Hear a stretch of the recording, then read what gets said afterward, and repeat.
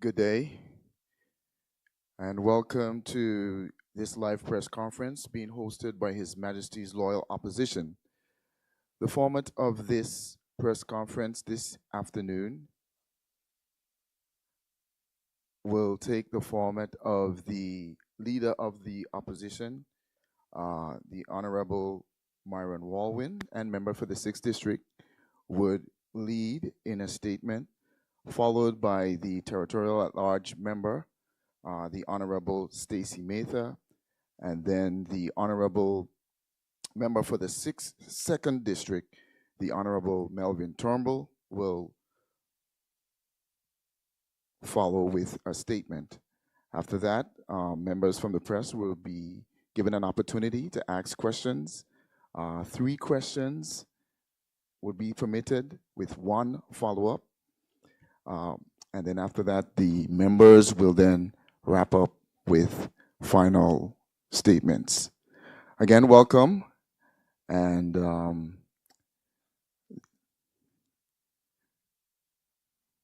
proceed, please. Thank you very much for that, Mr. Herbert. Good afternoon to the people of the Virgin Islands, especially the good people of District 6, members of the media, and my opposition colleagues around the table with me. In any democratic society, communication between elected representatives and the people is not just a courtesy, it's a duty.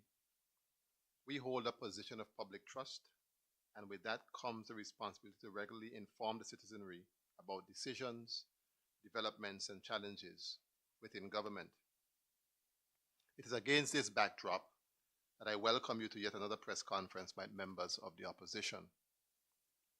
We recently concluded the debate, and we are still in the committee stage of the Constitutional Review Report, which is a significant step forward in shaping a revised constitution for the Virgin Islands. This marks a pivotal moment in our constitutional development as we work to ensure that our guiding legal principles or framework reflects the values, aspirations, and needs of the people of these islands. We'd like to thank all the persons who took the time to fill out the questionnaire that was prepared by the Alliance. Rest assured that your views are being championed by us, the committee stage. While there were 54 recommendations put forward by the Constitutional Review Commission, the central part of the debate by the government, led by Dr. Natalia Wheatley, focused on the issue of independence, specifically the apparent push by them to lead the territory in that direction without first securing a clear mandate from the people. This is a matter of serious concern. While discussions around self-determination and constitutional advancement are both necessary and timely, any move toward independence must be rooted in the will of the people, not the personal convictions of a few.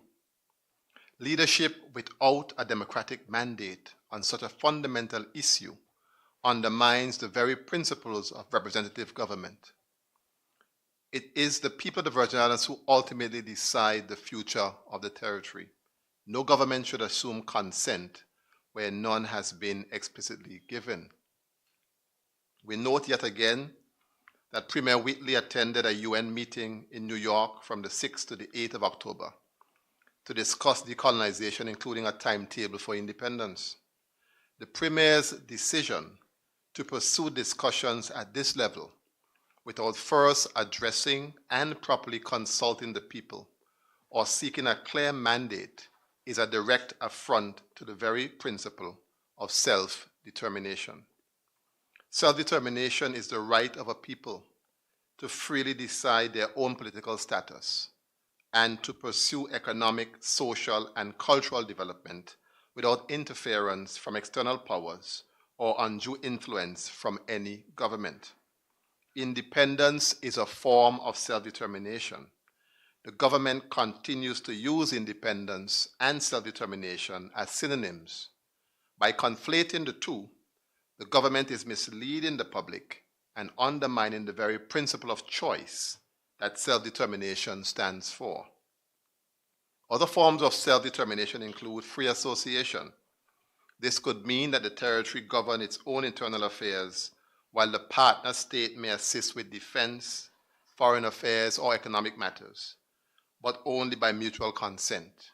An example is the Cook Islands in free association with New Zealand. Integration. A people may choose to integrate fully into an existing state on an equal basis. They become part of that state's political and constitutional system with equal rights and responsibilities. Examples of this was in the integration of Alaska and Hawaii into the United States after referenda.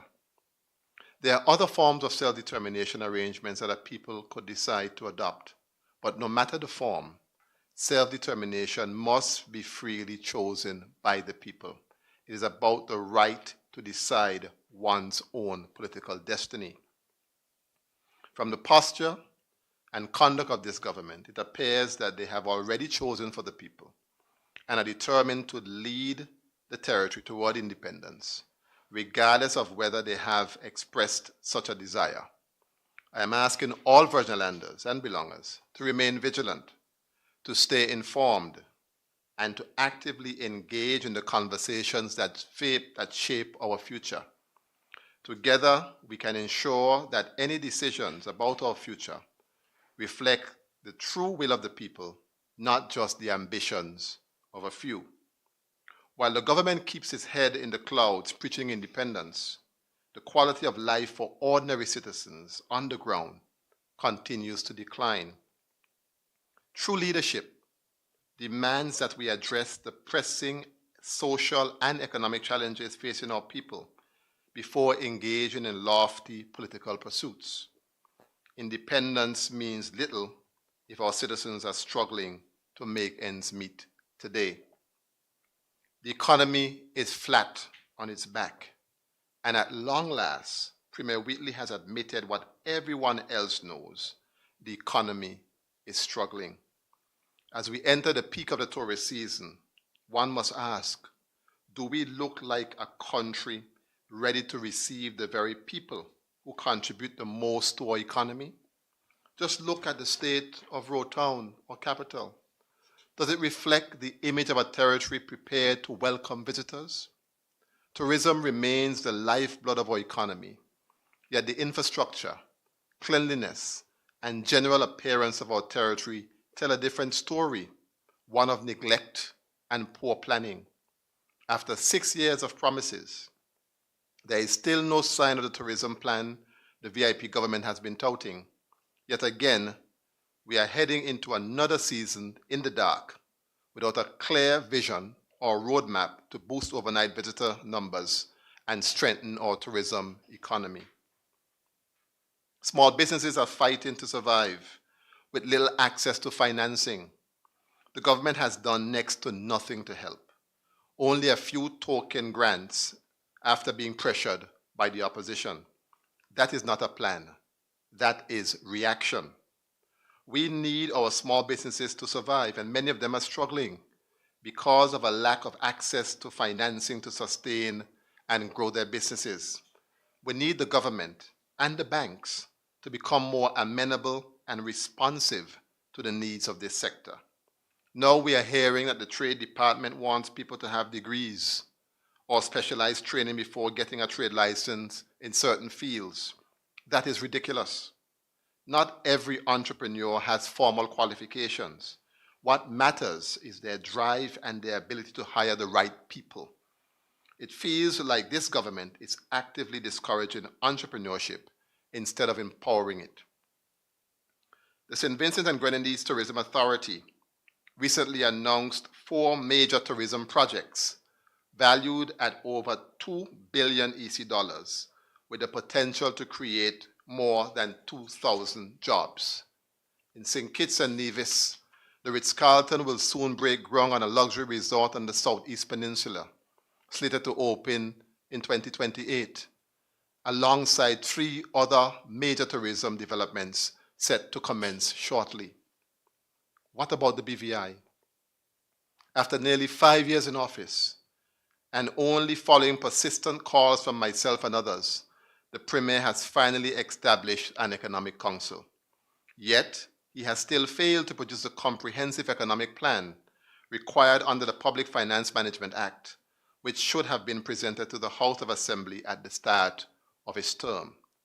The sad truth is that while our Caribbean neighbors are moving boldly to expand their economies, attract investment, and create jobs, the Virgin Islands remain stagnant, adrift without vision, without strategy, and without meaningful progress. Our people deserve better than endless promises with no delivery. The government has yet to take any meaningful action to reduce the cost of living for citizens. There remains no clear strategy to support families and individuals who are struggling daily to make ends meet. Recently, the Premier celebrated the fact that the territory was importing eggs from Dominican Republic at a lower cost than from other countries. However, a serious and forward-thinking leader would have invested heavily in our local egg producers, boosting domestic production, reducing long-term costs, and empowering local entrepreneurs. Our seniors and the economically vulnerable are being stripped of their dignity by a social assistance system that simply does not work. The process is burdensome, the questions are invasive, and even when help is approved, it often falls short of what is needed. That is not compassion. It's bureaucracy at its worst, and it is leaving our most vulnerable citizens behind. No matter how often the concerns of our people are raised, the Premier and his government continue to show indifference to the daily struggles that so many are facing. It has become painfully clear that they are either unwilling or unable to care about the hardship our citizens endure while they squander money on things of far less importance. I am increasingly concerned about the thin ice upon which freedom of speech now rests in our territory. We see it clearly in the House of Assembly, where some members of the government show open disregard for opposing views, constantly interrupting and attempting to silence those who dare to speak differently during debates. For the first time in our modern history, we are witnessing an administration under which citizens have faced police action and potential criminal charges simply for expressing their views. We are also seeing civil servants being intimidated and threatened with the loss of their jobs for exercising their constitutional right to speak out against wrongdoing. Even private citizens are being pressured to remove Facebook posts and other social media content that portray the government in a negative light. This kind of behavior is dangerous. It strikes at the heart of our democracy and undermines the freedom that generations before us fought hard to protect. This was never the case in our territory. The Virgin Islands have always valued open dialogue, mutual respect, and the right of every citizen to speak their mind without fear of retribution. We must not allow that legacy to be destroyed. Fellow Virgin Islanders and belongers, the challenges that we face are real, but so is our strength. We must remain vigilant, hold our leaders accountable, and speak with one voice for the future we deserve. Change will not come on its own. It will come because we demand it together. Let us stand united, protect our rights, and build a territory that works for all of us. Thank you very much.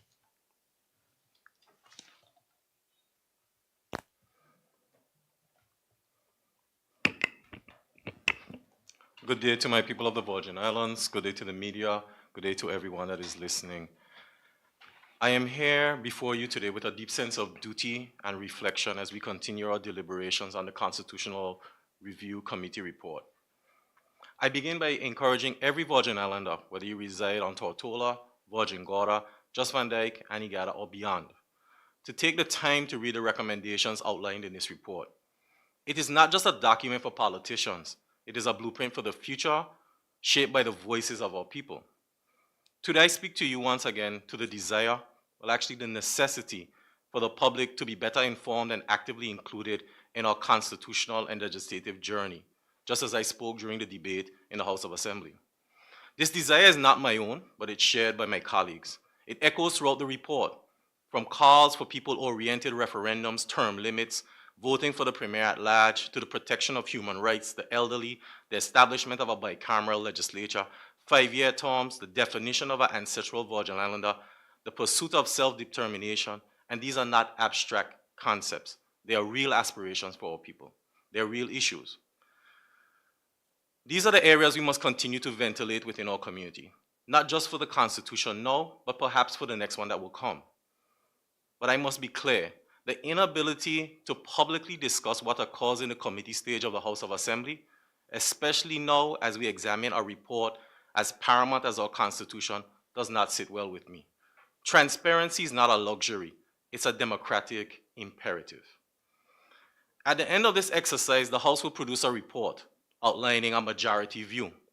But let us not forget, this must be digested along with a strong brewed cup of local bush tea against the backdrop of the committee's report, which is obviously based on public opinion.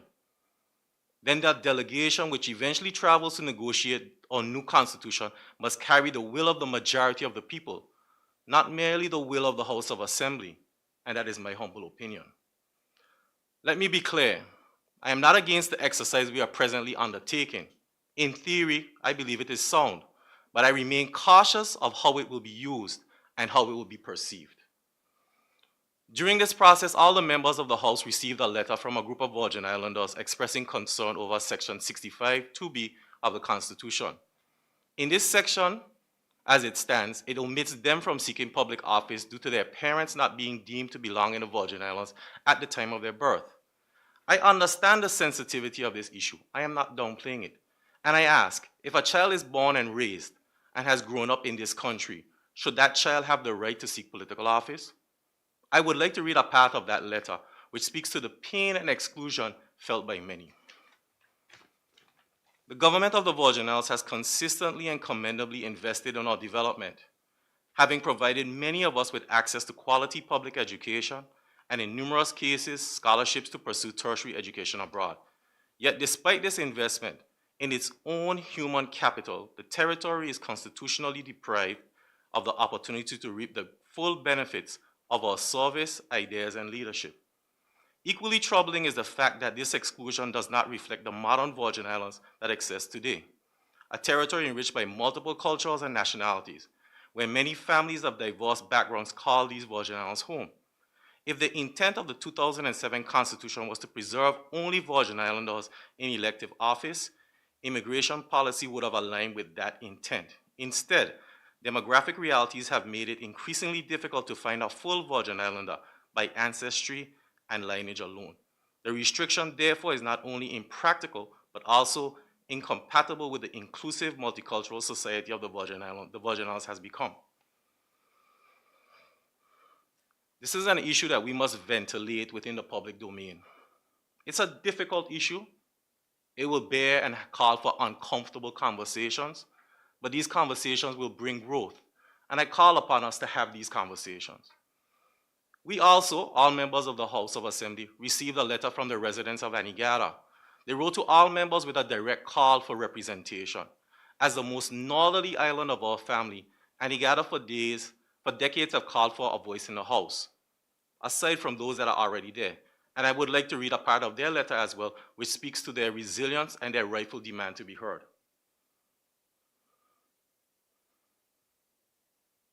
As the northernmost island of the Virgin Islands and one with a distinct community culture and set of needs, we believe that separate representation is essential to ensure that the voices and interests of the Anegadians are fully heard and considered within the national decision-making process.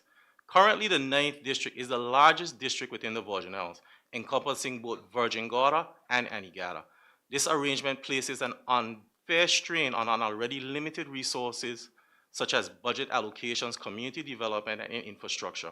Due to Anegada's geographical position and its smaller population size, the island is often left out or considered only as an afterthought when decisions are being made.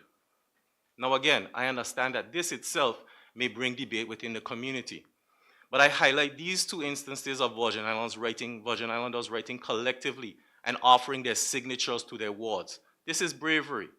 In our current situation, this shows that they are so compelled that they're not worried about any ill intent that may come thereafter, any victimization. This is civic engagement.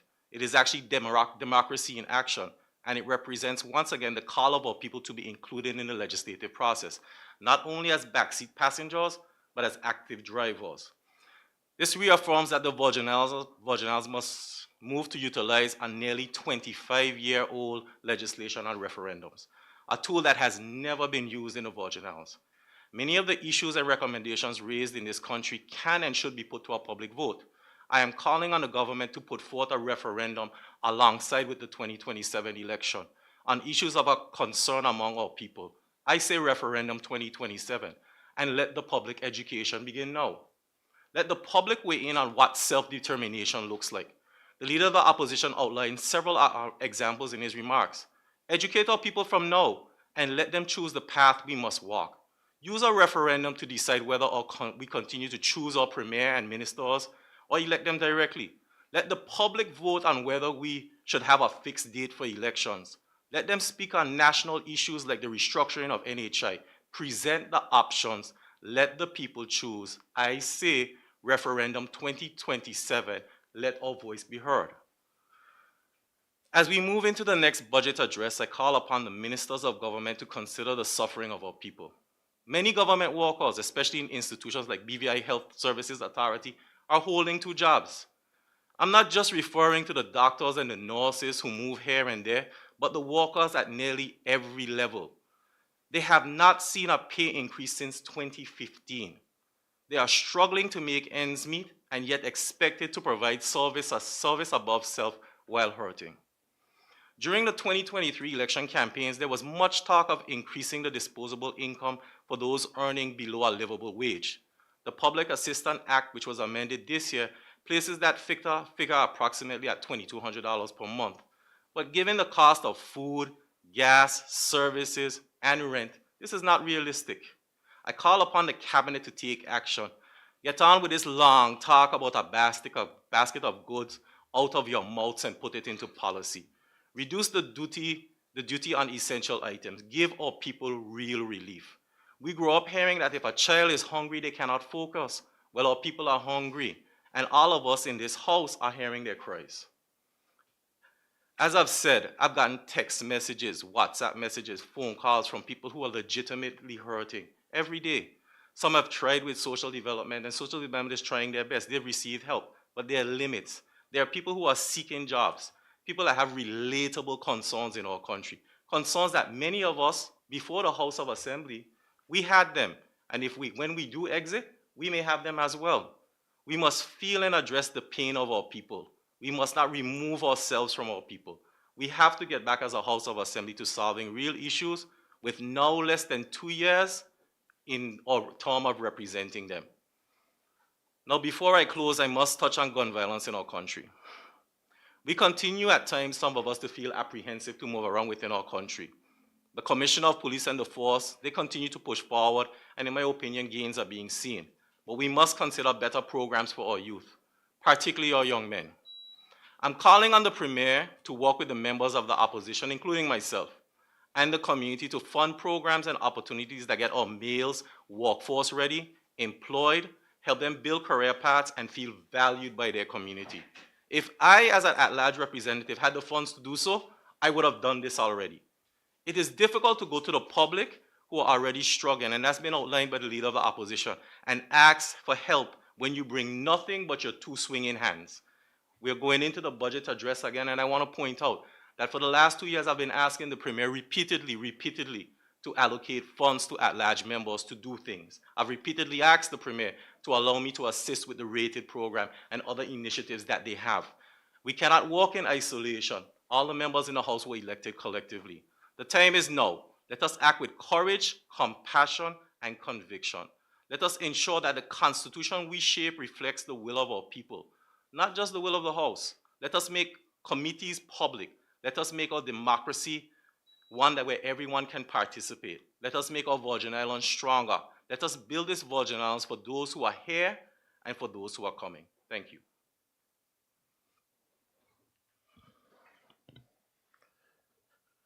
Good day to the resilient people of the Virgin Islands, to the members of the media, and to colleagues in the opposition Honorable Walwin and Honorable Matha.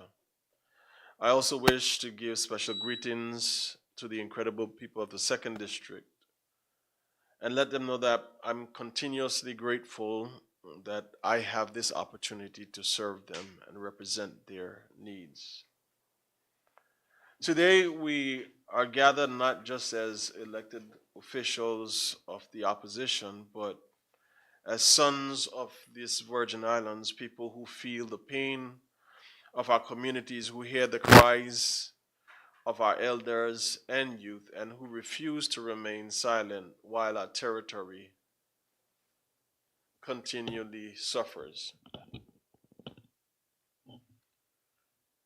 Over the past several months, our Virgin Islands have been shaken by grief, especially in my community of the second district, where families mourn the loss of loved ones. I want to recognize today, especially the family of the late Mother Doris Brathwaite, who transitioned from this earthly life on yesterday. I extend condolences and sympathies to her son Andre, to her daughter Jan, and the rest of the family circle, and to all grieving families in this territory. Whether you are touched by grief or loss, and even those currently battling illnesses, you are in my prayers, you are in our prayers. My colleagues before me went a different route. I'm just going to do it in reverse. When we look at crime and gun violence in this territory, there's a surge that is not now just random. It is a symptom of broken systems and neglected communities when young men ride through our neighborhoods armed and unafraid. It tells us that leadership has failed and is failing. We must act with stronger policing and border control, but investment in our people. Crime is not only a law enforcement issue, it is an issue that calls for the need for mentorships, as Honorable Mehta said, apprenticeship programs, as Honorable Walwin did as Minister of Education, creative industries and skill building programs that show our youth that they are more than a weapon, more than a gang, more than fear. And that's why, after much deliberation since being elected to office in 2015, I have had over the last year so many persons come to me and ask me to revisit something that I did. So in 2026, starting next year, I am going to re-engage the Project Lionheart Mentorship Program, which is a preventative and rehabilitative program targeting the transformation and development of young men and women between the ages of 12 and 17 in this territory. And I believe that we must continue to build this society where safety, dignity, and opportunity are not just privileges, but they are promises that people could look forward to being fulfilled. As it relates to the road safety and the motorbike enforcements, we continuously see, and the most tragic one that happened recently, thank God so far there was no loss of life, but we see our young persons continuing in this free-spirited approach towards their life. We're not wearing helmets, we're not driving and taking due care and attention, but it is costing them something. It is costing their parents something. It is costing this territory something. And thankfully, it didn't cost us the lives of those two young persons that were in that accident the other day. But with enforcement, we can't just move towards a ban, because that's the easiest thing to do. We must look at training, look at enforcement of property safety gear, the regulations that become the tools that help young people as they prepare for their motor bike licenses. So whether you start them at 14 years old or whether you consider moving the age of attaining a license from 16 to 18, but something has to be done more comprehensively to protect our young people from damaging themselves and causing more grief and loss among us in this territory. So whether it's a driver's ed program that existed in the US when I started, I got my license at 16 and a half. Something needs to be done. The law enforcement, the police, Royal Virgin Islands Police Force, we need your help. If a young person is driving without a scooter, it's a ticketable offense. If you're driving without a license and insured, that's a ticketable offense. We want to ensure that we are preparing these young persons. Now, understanding that every one of them wants to walk a path in their own way. But for those of us who have seen it before, who known and who have firsthand knowledge and even experience with persons going through these different challenges and dangers of it and the costs associated with it, we must do our part. I turn now to my Achilles heel, if you will call it that, the dignity for our seniors.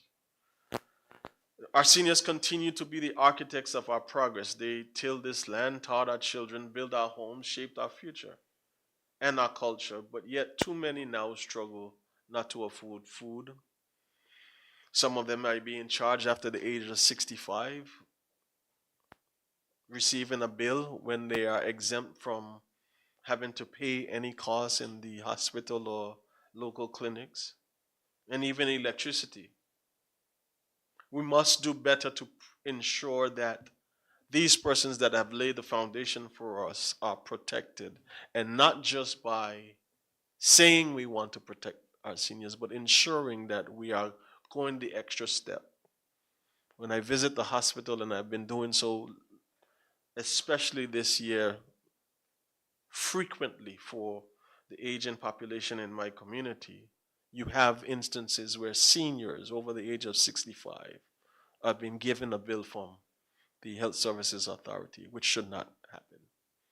You hear stories that of these, this is a form of abuse. You hear stories of persons taking advantage of our seniors through quote unquote trying to help them, assist them financially, but they are assisting themselves financially. This is abuse, financial abuse against us, our seniors, which needs to be curtailed and addressed.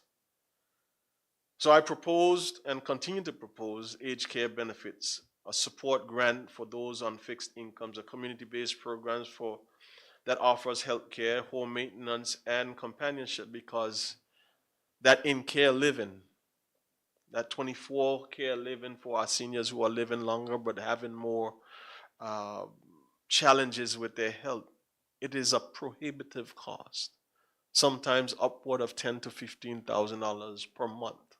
Where do you expect a senior to be able to pay for those types of things? Hope for our young people. I keep saying it that our youth are not just the future. What we do to them now determines what will happen to us in the future, how we treat them now. They are our present. We must invest in their creativity, their ideas, and their dreams. We must continue to build spaces where Virgin Islanders can innovate, launch businesses, explore technology, and express themselves throughout art and culture. If we do not give our youth a vision to follow, we leave them vulnerable to despair. But if we give them the tools to dream, they will give this territory a future it deserves.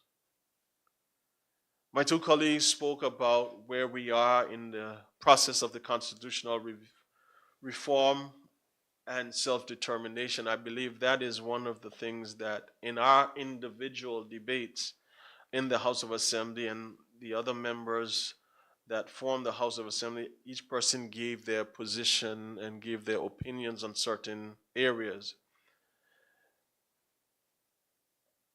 And while we cannot, because of the standing orders, discuss what is currently happening in the committee stage, to be a part of this present government where we are reviewing the report and putting our report together in terms of what will form the negotiating principles for what we want to see advanced. One of the things that I hope that we are able to achieve for the people of this territory. The 2007 Constitution came into place in 2007.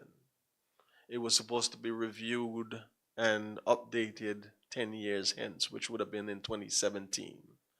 We are almost at 2027. So I'm hoping that when we are completed with this exercise, what we are proposing will take us forward at least another 20 or 30 years, so that it casts a new vision for our territory. What do we want the Virgin Islands to look like? What are the rights for, whether you call it indigenous or ancestral Virgin Islands? What are the rights that people have? What are the protections that people have? How are we going to protect our seniors, ensure that our young people have this pathway towards success? What are we going to ensure people that live here can afford to live here comfortably and not allow systems to continue to fail that cost us over the terms, that we are forward thinking in our approach, not just because we're doing it now, but we're looking at least 20 to 30 years ahead. So Honorable Meta spoke about the referendums. I am in full support of them, but we must ensure that what we do represents what we want the Virgin Islands future to look like in the future. So, ladies and gentlemen, as I come to the pause of my opening remarks, we, the members of the opposition, are not just here for the sake of opposing. We continue to propose to fight for a Virgin Islands that works for all its people. Together with Honorable Meta and Honorable Walwin, we also offer solutions. We stand for justice and we speak for the voiceless. And we will continue to believe in a Virgin Islands where our children are safe, where our seniors live with dignity, our youth can dream, and our government is accountable to the people. So today, as I close these remarks, I, along with my two colleagues, reaffirm our commitment, not just as representatives in districts and at large, but members who are leaders. Continue to hear your concerns, be in your voice, bring the changes necessary to make living in this territory more safe, enjoyable, and comfortable for all citizens. These Virgin Islands deserve leaderships that listen, leadership that feels, and leadership that delivers. Let us continue to rise together with courage and compassion and conviction for these people and this territory we call home. And may God continue to bless and protect our beautiful Virgin Islands. All right, as a reminder, as we get into the question portion of the live, I'm going to ask that you say your name, the organization that you represent, and again, it's 3 questions and 1 follow-up. All right, so as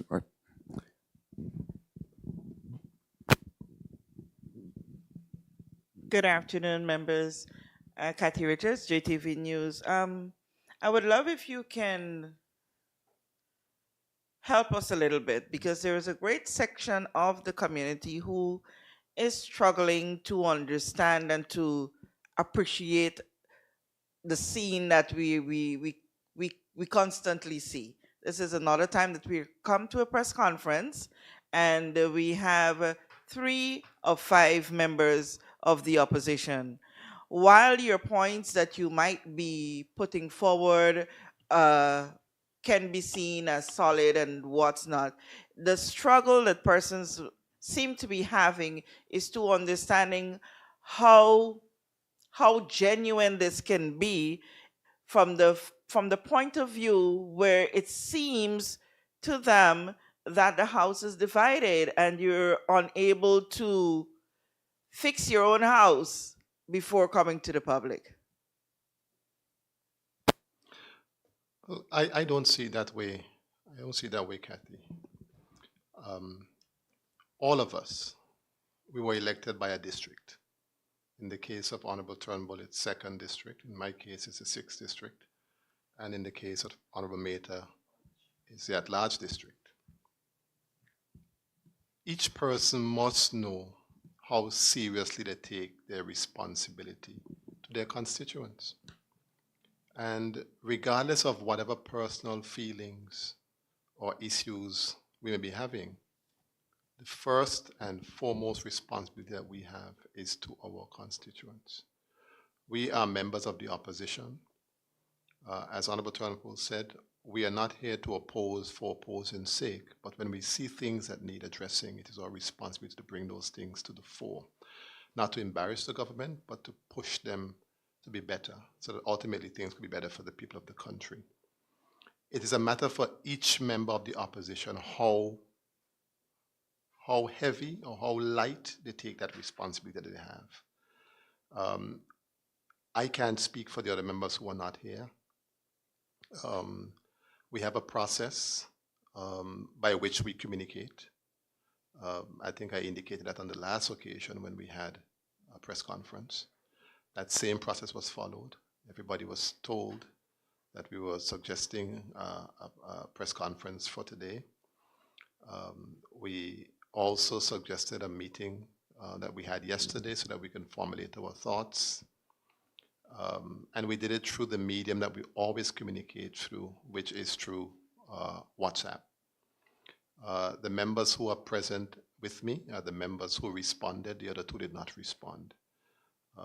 You will have to ask them about that when you see them. But certainly those of us who are here recognize our responsibility to our constituents. We take it very seriously.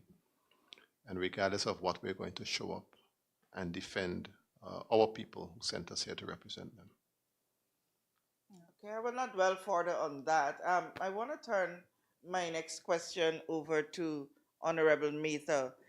You spoke glowingly about your vision and what the people of Anegada are seeking for themselves. To what level are you convinced or not that come 2027, Anegada is or will not be the 10th district?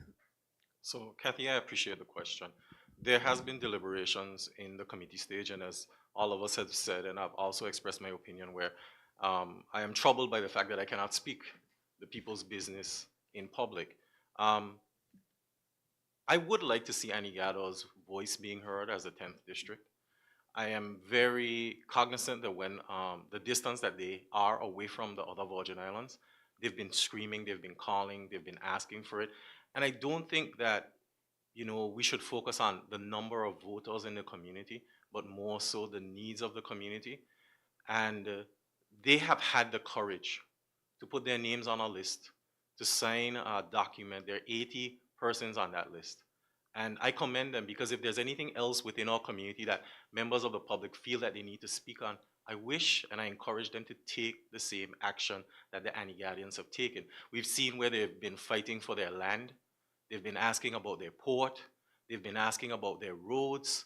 They've been asking about a lot of things. And I think that from within the community, if leadership is there and it has been identified, why stifle it? Why not give them what they're asking for? So when the 2027 election comes around, I'm not sure if Anegada will have a district representative, but I can assure you that I will vote for it. I will encourage them to continue their fight, continue to talk to people in the community, the press, everyone, and let their voice be heard because that is democracy, and we should never stifle that.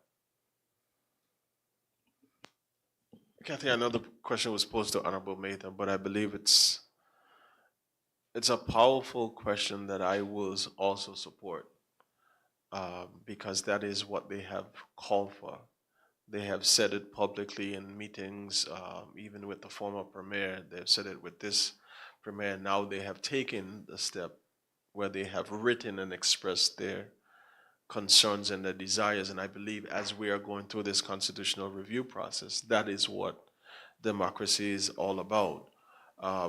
One of the other things that troubles me when it comes to Anegada, because I also represent, I don't want to call it a sister island, but I represent like which is part of the Virgin Islands, that they are left out. And I don't for the life of me understand why leadership not understand the wisdom of our forebearers split this territory in 9 districts. We now have 4 at large. If you build your 9 districts, including Just Van Dyke and Anegada and Virgin Gorda, you build your country. It is that simple. So for Anegadians, with the issue with the land, which when I was there for the 10 months in the unity government, and I fought tooth and nail to try to get the land approved, that still hasn't been done. And it is a challenge for them now. They're saying they need representation in the House of Assembly for the next general elections. I also will support that view to what they're asking for, because Certainly, I want to also lend my voice and congratulate the people of Anegada. They are a resilient people who are not afraid to stand up for their rights. And I think many of us, many of the other districts could take a page from the people of Anegada and be as outspoken and as proactive as they've been on issues that are important to them. Because of the sheer distance of Anegada, let us look at it logically and practically. Anegada is connected to the 9th district, Virgin Gorda, who has a representative, or even at large. How often can the district representative really get to Anegada? The seat of government is in Tortola. And, as good as your ambitions might be, as good as your intentions might be, the sheer distance of Anegada creates a challenge in terms of representation, or the level of representation that people are accustomed to. If I leave here now, I will go into District 6, almost every area, and people would see me who want to talk to me can stop and talk with me. Sometimes you just want to do that. They don't want anything. They just want to feel connected and know that if you need somebody, that you are there. Anegada doesn't have that, and they deserve it. And with a representative on the ground, it can do so much more to help the economy, to help the social services, to help with the issues of land and so on that they have constantly. So I'm in full support of them, and I really want to commend them again for taking the initiative to send that letter to the House of Assembly, and ask them to keep it up and encourage other districts to do the same. Take a page out of the book of the Anegadians and stand up for yourself. Okay, I have a follow-up to this very question.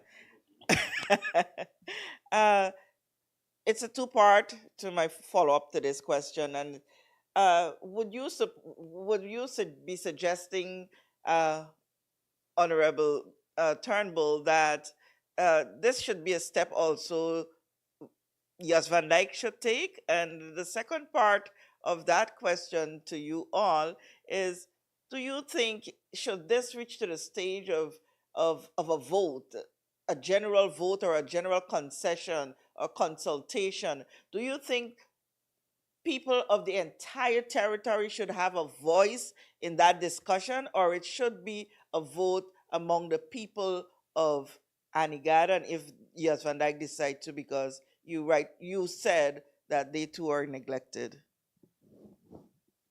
So as it relates to Justin Dyke has such a lovely representative who makes it his duty to visit them once a week, every Wednesday. Sometimes they see me twice or 3 times, depending on what is happening. And the advancements that we have been able to make, it is because I show up, because I am there. But in terms of the proximity that Honorable Walwyn mentioned, I could jump on a ferry from West End, be in Just Van Dyke in 12 minutes, spend my entire day there, and come back to Tortola. If Just Van Dyke, however, moved towards that decision that this is what they would like to see, I will not stand in their way at all. Because again, it is in fact democracy. So what I have been doing over the last 10 years is fighting to ensure that the things that they have been calling for long before I became the representative are achieved and pushed forward, so that if that call is made, whomever comes and be and is elected as the next representative of Just Van Dyke doesn't have to start from scratch. So I am not at all fearful of this if the request is made for Just Van Dyke. On the last part of your question, I want to say this.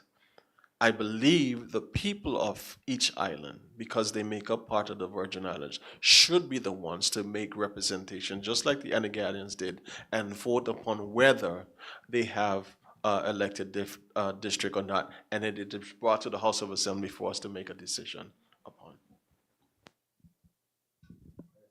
I assume you want me to weigh in on that as well. Kathy, I think that the situation with Anigada is the same as Honorable Turnbull said. If we were speaking about, let's say, Dead Man's Chest, that would be a decision of a growing population, and Anigada has its own population. I think it would be quite unfair to them to allow the larger Virgin Islands to make a decision for them, because this is exactly what they're complaining about.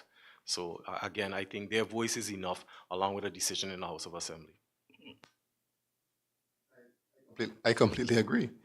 I think a decision of that nature, even though yes, it has wider territorial implications, I think the people of Anigada have an overriding interest because they are the ones who are mostly affected by the situation.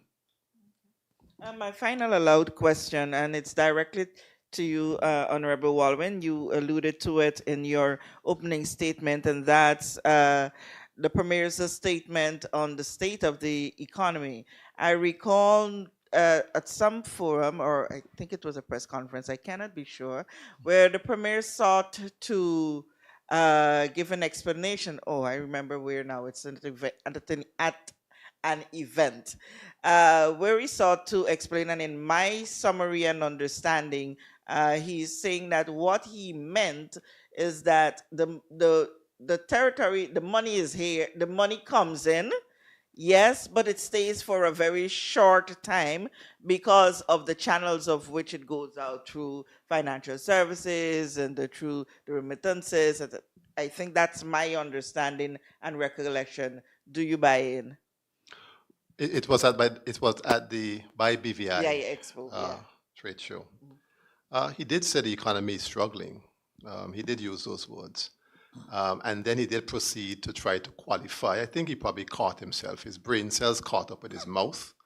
And then he came up with this story of money going out and coming in. That has been the case in the BVI from time immemorial. We have always had that challenge. And any community that has, for instance, a large expatriate community will have that situation, because you will have remittances with people sending their money home. We have people doing a lot of purchases on the internet now, and so obviously more money goes out that way. That has been the situation for a very, very long time. But if you take a look around, all of us know that is not the truth. The truth is that there is no economic plan for the country. And I also said in my statement, and I've said this many times to him before, that the Public Finance Management Act mandates that he has an economic plan. That economic plan should have been laid in the House of Assembly at the beginning of his term. The Premier is breaking the very Public Finance Management Act, which manages his responsibilities as the Minister of Finance. He has finally put an economic council together. I guess we've badgered him enough now. So that is done. But a lot of the problems we are facing is because of poor planning. And they're making all these trips, but you're not seeing any benefits of the trips. I highlighted what is happening in Dominica, in St. Vincent and the Grenadines. 4 major projects, $200 billion, 2,000 potential jobs. Ritz-Carlton in St. Kitts. In Nevis right now, they're having a major argument about some economic zones that they created, with billionaires coming in to take over a portion of land. Whatever your views are on that, the point is that they are reaching out and investors are showing interest in their country. And the BVI is far more beautiful than most of these countries. What is happening to us? And I'm saying the answer is this: we have a government that is sitting on its hands, They're paralyzed. They have no way of understanding what needs to happen within the local economy. What is happening with Prospect Reef? You have countries building new hotels from scratch, and we've been there with Prospect Reef for the last, how long? With the bushes growing, and up to now we can't get an entity, whether local or otherwise, to take over Prospect Reef and develop it into something that can add to our tourism product. The economy is struggling, he's quite right, and it's struggling because he's not doing a good job. That's why it's struggling. Good afternoon, Zan Lewis, ZBVI Radio. Mr. Walwyn, this is not the first time you would have mentioned that the Premier is going ahead with independence without, or having a talk on independence without the involvement of the people. You said he recently went to the UK earlier this month. No, I didn't say, I think I said the UN. The UN. Yes. Earlier this month. Yes. And you accused the Premier, or I don't know if it's an accusation, of setting a timetable for, you said he is setting a timetable for independence. Mm-hmm. How you came to that conclusion that he is setting a timetable for independence without the consultation of the people? How you came to that he is setting a timetable? Well, that was from parts of what he said. And as a matter of fact, I'm glad we have the Beacon here, because there was a headline in the Beacon about that. But the bigger point certainly is the point that I've continued to raise, that the education of our people vis-a-vis self-determination and independence is not happening. And I'm getting the feeling that it's a deliberate attempt to conflate and confuse people. I arrive at that, first of all, because the Premier has yet to make a national address on the issue of self-determination. He has not done it. We've had small little silos of meetings with certain persons who are invited. But in terms of speaking to the wider public, to ascertain their views, and even to get a mandate to hold discussions on decolonization has not happened. And you can't do that. Those very acts offend the very principle of self-determination, which is the right of people to make their own decision. It's not the right of a government or one individual or a couple of individuals to run off on a frolic of their own and decide what's going to happen with the Virgin Islands. That is a decision for all the people of the Virgin Islands, and that is not happening. In light of that, where you are calling for the people to be involved, because that's the only way you can move forward to independence based on what the people say. Self-determination. Self-determination. Yes. The Premier and a delegation supposed to go to the UK to discuss the Constitution. Yes. The possibility exists, members of the opposition, or even you, as a leader of the opposition, may be part of that delegation. Yes. Would you go on that delegation if you are not satisfied within your mind that enough consultation was done with the people? Will you ensure that you are satisfied first that this takes place? You get word from the people, this is what we need. And if you don't get that, you will not be in that delegation? I wouldn't say that at all. There's been no discussion in terms of how the delegation would be made up. I know in 2007 it was made up of the members of the opposition, chosen by the opposition leader, and also members of the government chosen by the Premier. There have been no such discussions on that. I hear people say that we all can go together if we don't agree. And I've not heard such nonsense in a long time. The whole issue is that all of us must go with one intention, to properly represent the interests of the people of the Virgin Islands. You're going to have divergent views on certain matters. I continue to insist that yes, there must be consultation. I heard the Premier recently saying now that he's touting my lines now. I think he listens to me and he says some of the things after I sit down. So now we seem to have come around talking about education. And then there are certain things in the recommendations that speak to certain groups and committees being formed to go around to get information. But my concern is not just this process, but if the Premier and his government continues to conflate self-determination and independence, you're going to have miseducation of the people. And if you're going to have the conversation now, give people the options. Let them know ahead of time what the options are for self-determination, what each would look like, what would be the makeup of each. So at least they can start to gather their thoughts in terms of what it is they want for the country. But you can't continue to use self-determination and independence as synonyms. Ostensibly, you are choosing for the people without giving them all the information that they should have. What I'm asking, Mr. Walwyn, is not the delegation and how the delegation will be comprised. You are saying that education is key. Yes.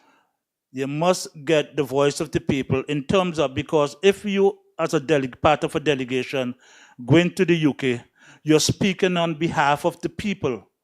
And this would have resulted from the talks you would have had, the education that took place. Yes. And this is, and I am asking you, if you are not satisfied that enough education took place, if you are not satisfied that the people were consulted enough, would you be happy to still to be a part of that delegation? Because you're going there to speak on behalf of the people, and you, in your mind, is not satisfied that the people were consulted enough. I will give the government the chance to do the education process. I will work along with them, just like all the other members of the opposition, I'm sure, would do. I believe they understand the importance of that, whether they came to the realization because we said it or on their own. But I want to wait until that happens. I believe certainly if enough voices are heard, they will do the right thing. Go out and start to speak with the people about this issue and get their views on it. It's claimed that you all cannot be trusted. Members of the House of Assembly cannot be trusted. Why should then the people on this whole issue, why should they listen to you all when you are not trusted? Do you think you'll be doing the right thing for members of the House of Assembly to go to the people, educate the people about the whole issue of self-determination, independence? Do you think you'll do a good job of that, or do you think that certain people should be appointed, a committee should be appointed to do that instead of you? That would be, I think that is the approach, and that was one of the recommendations in the constitutional review document.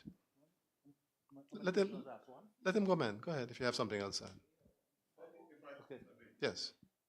Zan, I believe I hear the line of your questioning, but I don't want the people to be misguided to believe that the only part of the negotiations is self-determination and independence.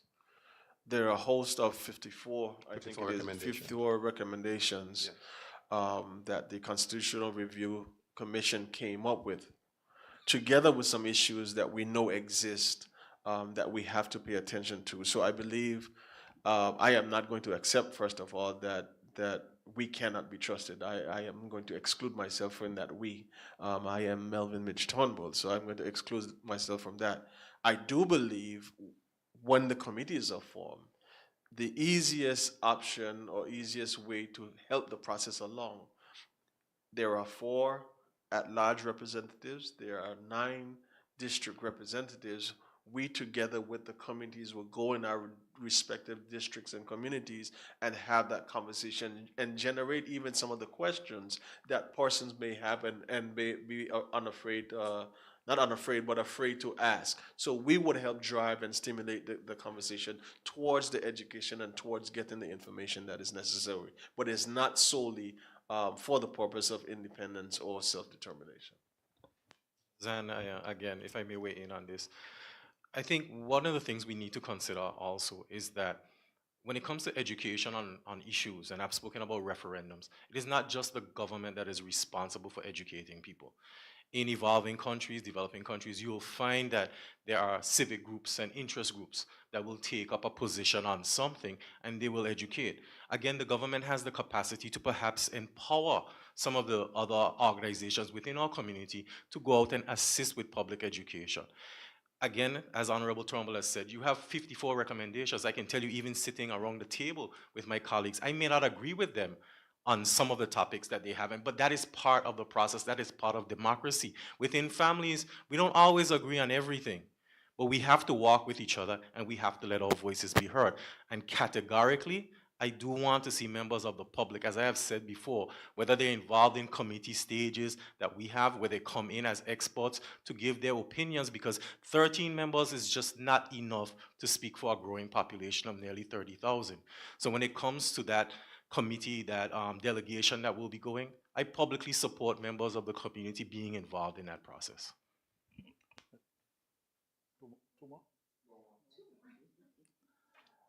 Mr. Walwyn, you mentioned the whole issue of civil servants being threatened, and also for certain posts to remove from their Facebook.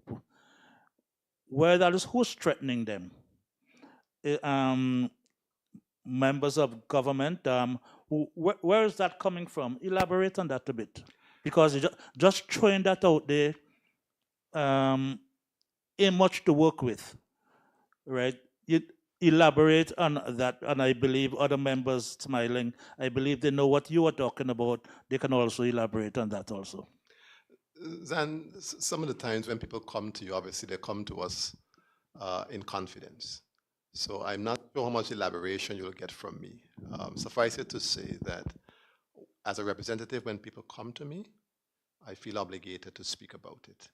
The key is that the government will know that certain persons are aware of what is taking place, and the offensive behavior hopefully will stop. Zan, you had your questions already, man. You're cheating?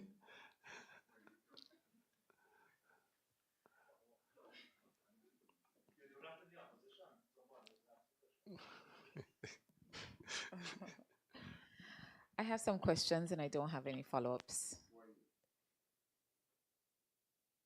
Oh, sorry. Cindy Rose and Guavaberry Media. I have a few questions and no follow-ups. Let me pick up from where Kathy kind of left off. I don't need to maybe say everything in terms of how my question is, because she asked the questions about the missing members of the opposition. I guess because, and it's not from a perspective of, the country's concern. It's from a or whether you guys are united or not. But what is the participation of these two opposition members with the opposition? They clearly never at any of your press conferences. They did a fly-by-night at the vote of no confidence, a bill, well, not a bill, but a thing that they supported prior to you being the opposition leader. Can you just elaborate, where are they, their support? You spoke of them maybe not doing the job that they elected to do, which is clear they're not doing. So I guess we need a little bit more clarity as to whether they're functioning with you guys at all, period. I think some of these questions are better served for them to answer. I'd agree, but we as an opposition, we try our best, the three of us in particular, who attend all the meetings, we try our best to be as open and as engaging as possible. Whenever, for instance, as I said, we are having a meeting, there's always consultation. Because you have to bear in mind the schedule of other persons and so on. So usually I would write something, which was the format before. Honorable Skelton would have done it. And we would all indicate whether the time was workable for us or not. And then we came to a consensus on when we would meet and how we would do things. When I became the opposition leader, the same format through the same medium persisted. And when messages go out, the people who show up are the ones who respond. The others don't respond and say anything. Honorable Skelton and Honorable Penn don't show up and they don't respond. I just want you to put names No, they don't. to it. They do not. I don't want to for you. I want you to put names to They it. do not. Okay. I must though make the exception of the Public Accounts Committee, because the Public Accounts Committee, the clerk sends out the messages. So by and large, they have attended most of the Public Accounts Committee meetings. I must say that. But when it comes to these sort of sessions with the opposition, we have seen the results. Cindy, I understand that the question was posed to the leader of the opposition, but I want to weigh in on this. I think the public has been asking, at least the media has been asking this question. I'm sure that Sean from the Beacon will probably ask again. Within the House of Assembly, I want to be very clear. Honorable Skelton, Honorable Penn, and these are things that are not seen on air. This will be committee stage. All of us have dialogue. We support each other if necessary. We disagree with each other if necessary. This is the same thing that happens in the Public Accounts Committee meetings. As probably I would still say the newest member of the opposition, I want to draw the public's attention to this. When the members of the opposition, the composition of the opposition included the now Deputy Premier, he did not show up to the meetings that we had prior to us having a press conference, but he showed up to the press conference. So I just want to be clear that at the end of the day, it is your choice as a member of the House of Assembly, or a member of the opposition, whether you show up here. You've received the information. It's just like the House of Assembly. You're called, you get the information, this is what is happening. And the reason I'm speaking today is because the absence is the absence, and I do think that both members should be given the opportunity to speak on it versus asking us about it. I'm just saying. But when we're in the House, when we're in committee, I talk to Honorable Skelton. We dialogue, we get along outside of the House. I have no issues with him. When it comes to Honorable Penn, it is exactly the same thing. They are elected members of the House of Assembly. They are my colleagues, and I will continue to work with anyone. The chairs that are empty today, please let the representatives and the honorable members have the respect of having those questions posed towards them, perhaps in a different forum. Thank you. Well, we're going to keep asking because we were invited to a press conference with the opposition and they're not here. So we're going to just ask, if that's okay. And I will continue to respond in that way if you decide to do it. We appreciate this is democracy. Yes. Cindy, I'm going to do it a little bit different. The question was posed to Honorable Walwin twice in different ways by Kathy and yourself. Honorable Mehta did his part to answer the questions. This is something that was done when I was in the 4th House of Assembly. Let them answer.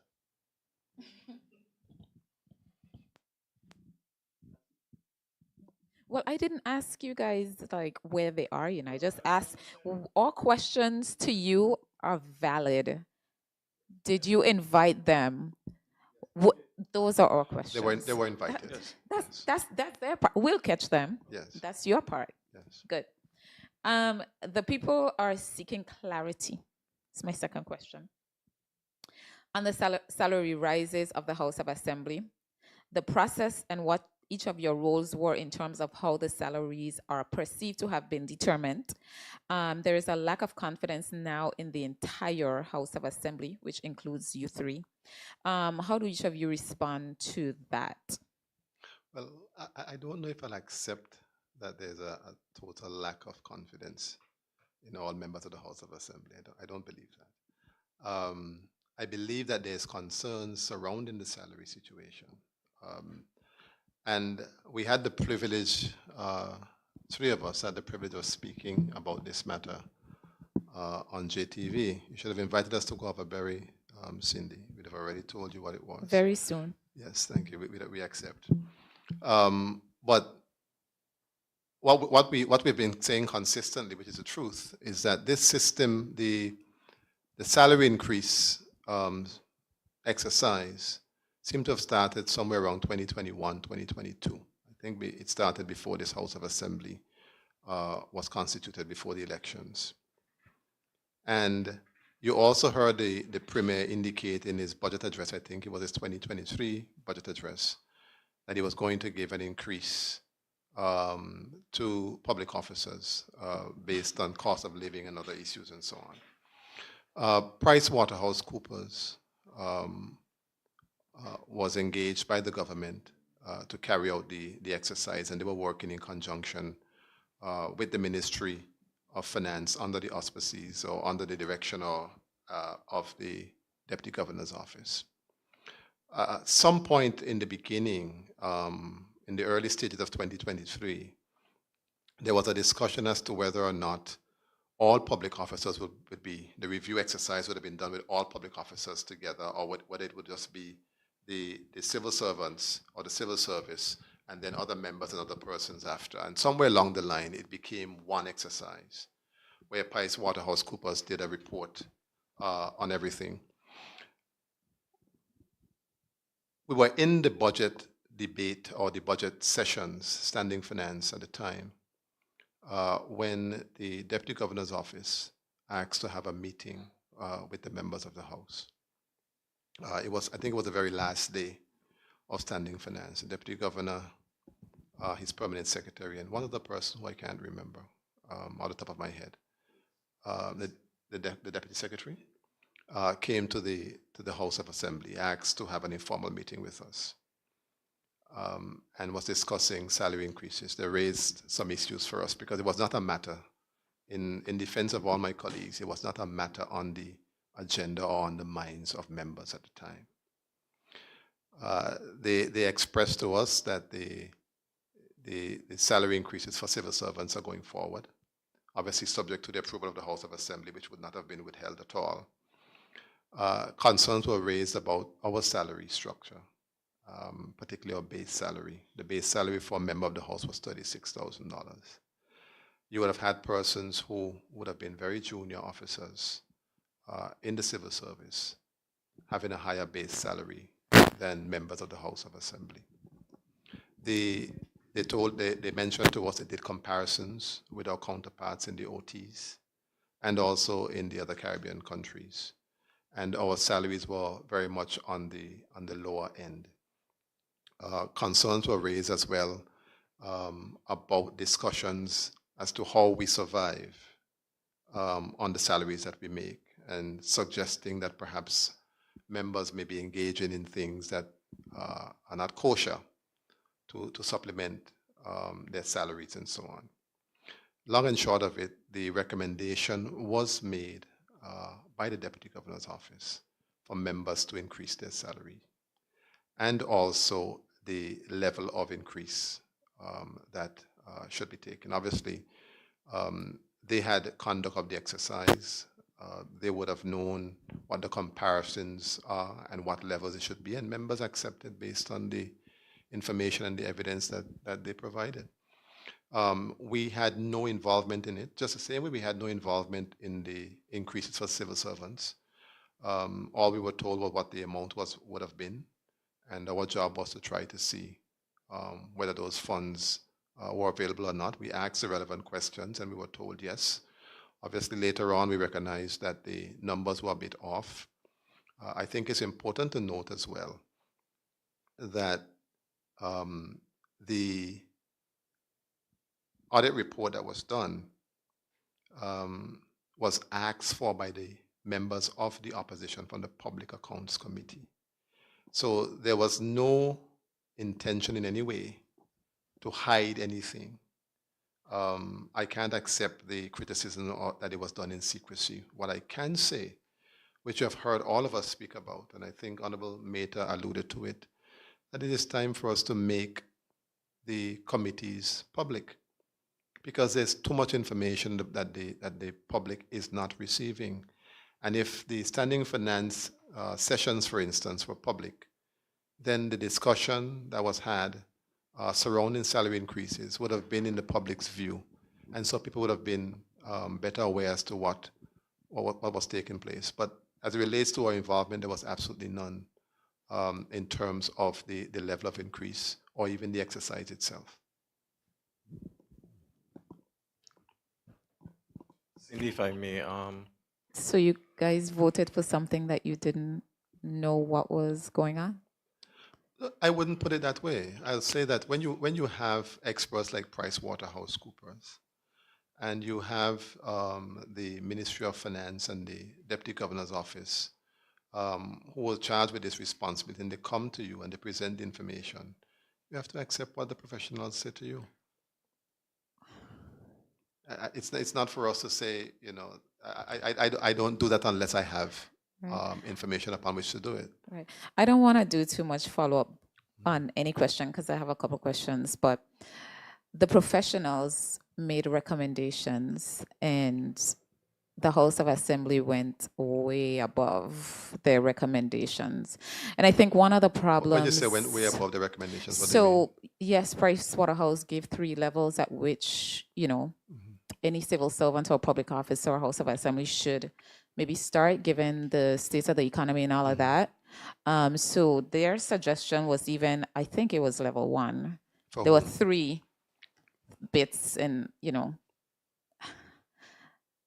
I think the House of not I think the House of Assembly voted at the top of the scale for each one. Well, I'm speaking to you guys, so for the House of Assembly, The House of went Ass- all the way to the tippy top, and I think the House of Assembly accepted the recommendation that was made by the Deputy Governor. by the Deputy Governor's Office. Yes. Okay, all right, we understand that. Okay. Okay, and I think the other concern with the public between that would have been the passage of the greedy bill. The premier says not to call it that, but we're gonna call it that forever. So I think it came on the heels of that, and I think that's is the word combustion. You mean Of what? You mean on the heels of the greedy bill? The public is So, annoyed about. Cindy, if I may, the salary increases that were presented to us, there was a lot of debating among the members of the House. I have to give everyone their credit as to where we should be placed. In the private sector, when someone brings information to you and that information is inaccurate, there are consequences. I understand keeping the members of the House of Assembly accountable. I'm not running from that.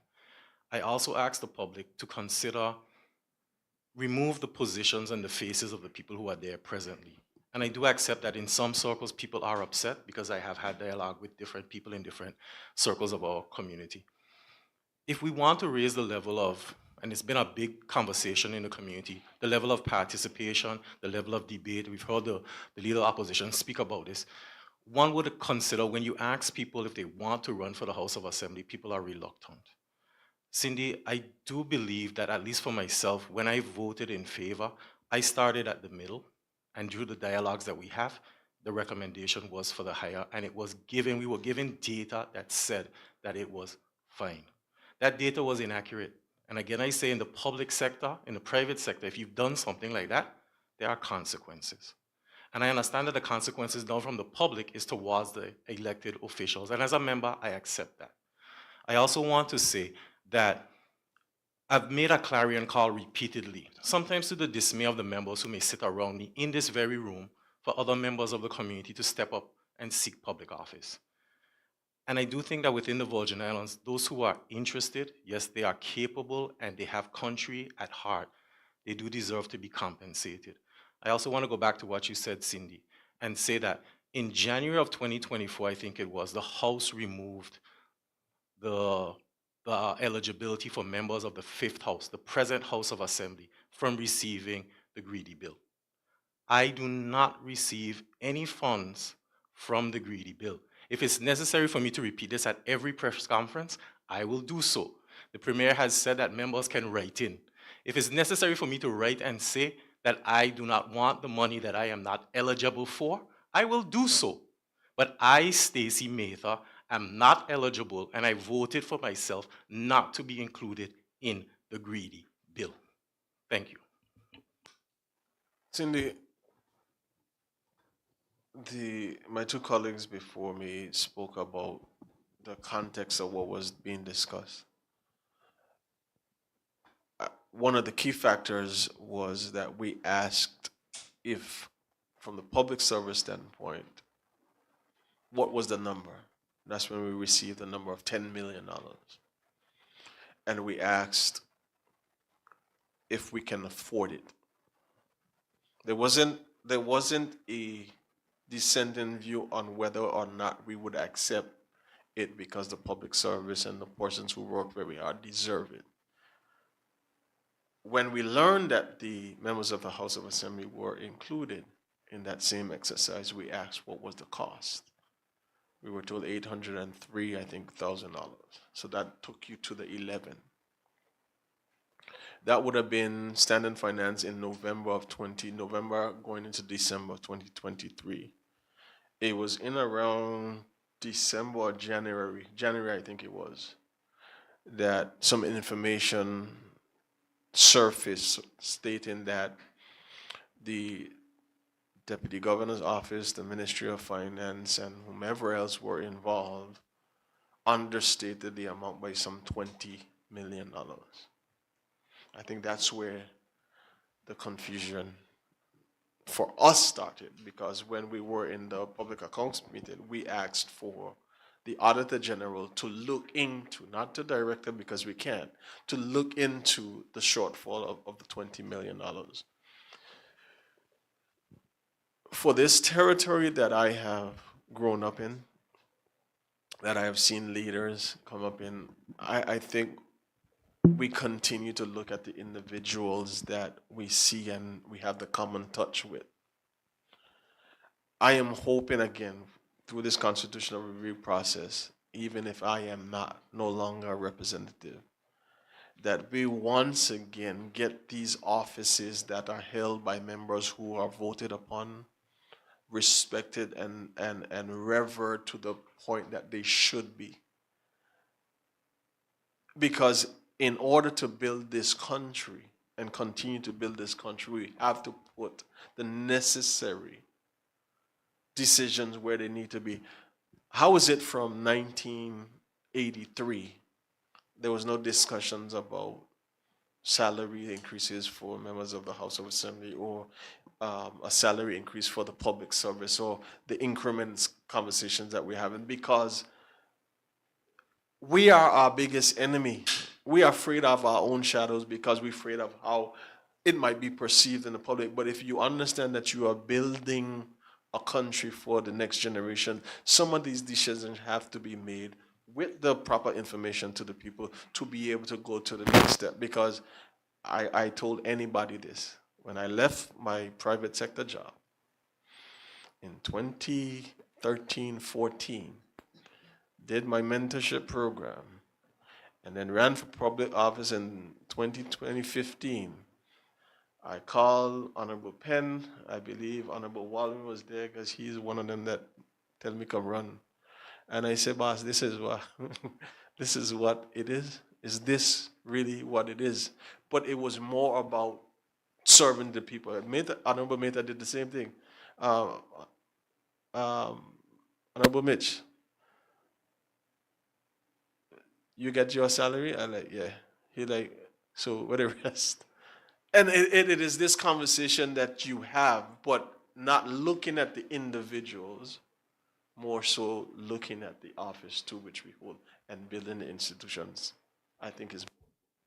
Cindy, I want to quantify that statement. When I asked Honorable Turnbull about what it was that we got paid as legislators, I'm being completely honest with you. There is a base salary, and that is what we voted on. I understand in the public domain there's a lot of conversations about allowances. In the previous administrations, they padded up the allowances. They padded it up. And the approach towards this should have been putting everything together. I want to also say that the House of Assembly did the first reading for the House of Assembly Management Bill. That now will create a committee to deal with the salaries and remuneration packages for legislators, which will take it out of the hands of the legislators, and I 100% support that. I do understand and I do recognize that the process that was done was not the best process, and it should have been done in a different way. And from where I sit, I see progress towards addressing that. Members of the public who are upset, I 100% get their opinions and their concerns on it, and they are within their right to express it. And from where we sit as members of the House, where I sit, I do want to say again, as Honorable Turnbull said, in the coming years of the Virgin Islands, we do need to ensure that there is balance, but also I go back to this accountability. when a mistake is made in the private sector, based on information that is presented, there are ramifications. But within the public service, we note that when something goes wrong, there is a brush and there is a rug. And we become heroes. I'm gonna give you guys a chance to redeem yourselves. Can you tell us, without going against the rules of the House of Assembly and the committee stage, is independence without the people's input being forced into the constitutional review in any way? Should the people be worried about their will being respected in this constitutional review? Now we're going to hold this against you, whether or not you like it. Well, I think, Cindy, you answered part of your question yourself. The committee stage is private. We are advocating for it to change, but until it changes, we have to respect it. One of the things that we did do as a group is to produce a questionnaire, because we wanted the people's views as much as possible before we went into the House of Assembly. And we want to thank all the people who filled out the forms. We had quite a bit of responses. A lot of the responses mirrored our original thoughts as well.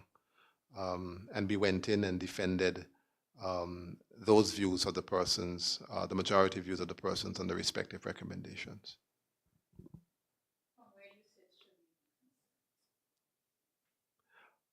About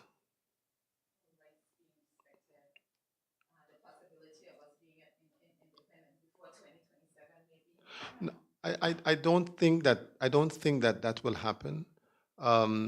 But I think people have to remain vigilant, remain careful, because the research shows that there's no requirement for a referendum to be able to get to independence.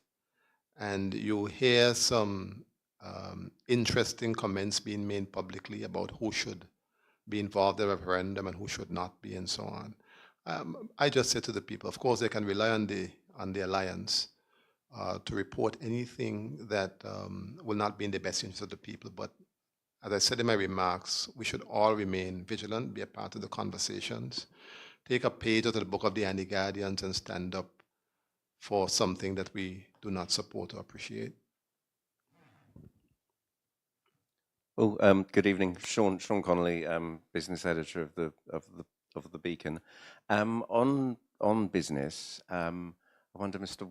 Baldwin, if you could just clarify for me the opposition stance, or the opposition that's represented here, your stance on beneficial ownership and where we stand, the post Margaret Hodge visit, the UK anti-corruption champion. Beneficial ownership sounds like a very dry subject, but it's actually very important for the reputational image of the territory globally. It's a register of who owns what in the territory. Do you agree with the government's stance that it should be restricted to, in quite a very restrictive way, to people who can prove a legitimate access to it? Or do you believe with transparency, or do you agree with transparency campaigners that that should not be as restrictive, and in a democracy like this, there should be greater access? Or is that an unrealistic thing to aspire to, and would that lead to a capital flow from the territory to other more regimented jurisdictions like North Dakota and Wisconsin and Delaware? I support the government's view of legitimate interest. Particularly on the grounds of privacy. People have a legitimate right to privacy, and I think there have been European cases that support that view. We should continue to work with law enforcement. If there is a legitimate interest, as we say, if there are reasonable grounds for something, for inquiring into it, we should provide that information. I think we have put the infrastructure in place and have done the right things to be able to respond in a timely manner. No, I don't believe that we should open the registry up to anybody who just wants to go on a fishing expedition. And when you look at it in terms of proportionality and balance, you could be jeopardizing the lives of many persons by just opening the register up. If you have a legitimate interest, a legitimate concern, something of a criminal nature or otherwise, you go to the appropriate channels and you get the information. The infrastructure is there. If I may just piggyback and support the point Honorable Walwyn is making, all the competent authorities have access, and it is shared. One of the things that we learned that was reiterated in those meetings with Dame Hodge is the information is shared between the BVI Financial Services, the regulators, the United Kingdom government, and any other authority that needs it, and it goes vice versa. So I am supporting the point that I don't believe it should be open to the whole world. Okay, thank you. Going back to the greedy bill, I asked the Premier about this at his last press conference 3 weeks ago, and asked him quite basic questions about the consequences of it and what the financial impact would be for people of the territory, which he promised to get back to me with information on within 2 days because he couldn't answer them. That was 3 weeks ago, despite several reminders about that. Mr. Mathers made his position very clear, but current House of Assembly members who also served in the fourth House are eligible for part-time salary payments under the greedy bill unless they relinquish them in writing. But there's been some confusion about the 6 current members who were elected in 23 but did not serve in the fourth House. They include yourself, Mr. Walwyn, Mr. Skelton, who's obviously not here, Mr. Mather, who's made his position very clear. Are you eligible for those post-term salary payments when you leave office or not? And are you going to write to the authorities to relinquish them if you do? I'm not entitled to any of that. Not at all. It would have been for members who would have been in the fourth House of Assembly. I was not in the fourth House of Assembly. Okay. So just when are you going to write then to relinquish your ones, Mr. Mather? As I said, it's a rhetorical question, but I have no problem writing it to say I am not going to accept something that I am not eligible for. Okay. So sure. if it's necessary and the public would like it, I have no problems writing a letter stating that, and they can return to whomever it is, whether it's the financial secretary, whoever, saying, okay, thank you for letting us know that you do not want something that you're not eligible for. It's basically a child asking their parent for a candy when they know they're not going to get it. Right. As a follow-up to that, Mr. Walwyn, the Premier said in the 23 election, when this was a major issue, that he wouldn't accept a dime in these payments, even though he is eligible to them. He seemed to change his tune 3 weeks ago and said that would be a matter for decision at the end of your parliamentary career. Do you think he should come out now and say that he's actually going to live up to his promise not to take a dime, and he should write his own letter now? Well, that's really a matter. That's really a matter for the Premier. And even if he writes the letter or doesn't write the letter, I wouldn't know. The letter has to go to the clerk. But do you think he should write a letter and make it public? I think if live up to his promise. Well, I think if one makes a promise, they should follow through on the promise that they've made. Okay. My final question. As a follow-up to Zan's question, you threw out there quite an explosive accusation that civil servants were being threatened and intimidated by the government. Obviously, you can't give names of individual people, but what kind of civil servants are being threatened? What are they being threatened about, and what are they being threatened with? I don't want to go much further with it because obviously it's a small community. Everybody knows everybody, and if you just raise a particular issue, persons could very well know who you're referring to. The point is, I wanted to go on record that we are aware of what is taking place, and those persons who are listening, who might be perpetrating these sort of things, that they, cease and desist from it because the word is getting around. But certainly, I wouldn't give you any specifics because I wouldn't want to highlight anybody who may have spoken to me in confidence. You're not putting anybody in the limelight. You're not highlighting anybody or putting them in the limelight if you just say what kind of threats they are being issued with? Are they being threatened with, I, with being fired? I mentioned, for instance, persons being asked, even private citizens being asked, getting phone calls and being asked to take down posts of their Facebook page if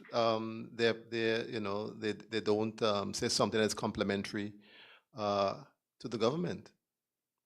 You have one person right now who's a member of the media who suffered at the hands of the government for not being complimentary to them. So we have examples around. Would you class that as criminal intimidation, potentially? I wouldn't go as far as saying it. I'm just saying it is something. And also too, you've had situations where persons have been threatened with police, with possible prosecution. We have 2 persons or 2 cases of that happening right now. And that has not been the case in the BVI before. Even some of the very members, the premier himself was an activist. He would speak about things, some of which he had no information about, but nobody ever sought to do him anything because that is not the culture of the BVI. And that's why I raised the point, because we celebrate freedom of speech here. We're a small community. Sometimes we get a bit political. Sometimes we say things that we don't always mean to say in that way, but that's just how we are here. And persons should be allowed to speak their views freely. And I'm getting reports that that is being undermined now by this administration. Yes. Well, I will start with my wrap up. I want to thank the persons from the media, those who have tuned in via the social media pages, as well as listening live to us on the different forums. I want to thank you guys for tuning in to us, to listen to us, the members of the opposition, and hearing our positions and points of clarity. And if the questions continue, each of us have our relevant social media pages, or you will be able to contact us via phone and have further discussions with us. I just want to again thank the people of the 2nd District. I want to publicly now express my heartfelt condolences to Ms. Roseanne and her entire family and her loss of her dad, as well as the people in the Virgin Islands, but more so to the people of my community in the 2nd District. I continue to be your voice. I continue to represent your behalf. I'm looking forward to this season that is upcoming, which is Thanksgiving and Christmas season, where we will be spending time with our young persons, with the seniors in our community, and doing some tremendous things. So we look forward to continuing this work as the members of the opposition, which happen to be the alliance here today. But we will continue to do our work because we understand the importance of being your voice, being representing your concerns, and standing and being in our place. I want to thank the members of the media for coming out and sitting here and listening to what we presented and also asking questions. I want to thank the voting population of the Virgin Islands. I am always aware of the fact that my presence in the House of Assembly is a privilege that is extended to me by the trust that the people of the territory put in me, and I do not take that for granted. I also acknowledge that I am not above your opinions being against my opinions, and I welcome you to always please feel free to express those opinions to me. As I said before, difficult conversations and uncomfortable conversations will get us the growth that we need in our territory. I am committed to those of you who support me and those of you who do not. Because this quest that I am on right now, I keep asking, who are we building this Virgin Islands for? I ask that we all remain aware, awakened of what is going on in our territory. Do not turn away because you are dismayed by one person or 2 people. This country is for all of us, and we need to stay invested in it. I thank you. I want to thank very much again the people of the Virgin Islands for joining us today. The job of the opposition is exactly what we are doing, bringing information to the public and representing your interest in the House of Assembly. You have our assurance that we are not opposing for the sake of just opposing. You sent us to the House of Assembly to represent your interests, and if we see things that we must bring to your attention, that is our job to do so, and that is why these press conferences are as important as they are. I want to thank the media as well for always being present and always being here. Even though sometimes your questions are a bit difficult, your questions help us to bring out the information that the public needs to have. I want to join with my colleagues as well to express my condolences to those persons who have lost loved ones. I want to extend my condolences again to the Malone family who buried Heno Malone, a pillar of the District 6 community, certainly a major loss for the territory. I want them to know again that they are in my prayers, and I will continue to keep them there. I need to also, on behalf of the opposition, the alliance, do what Honorable Turnbull just did, and of course I'm seeing a voice saying on the behalf of the media as well, to express condolences to Cindy Roseanne on the loss of her father. You're certainly in our prayers. I've heard very good things, Sydney, about how you cared for your father, which is something really we must get back to here in the Virgin Islands. That is highly commendable. Again, thank you to everyone for listening to us, and you will hear from us very soon again. Thank you very much.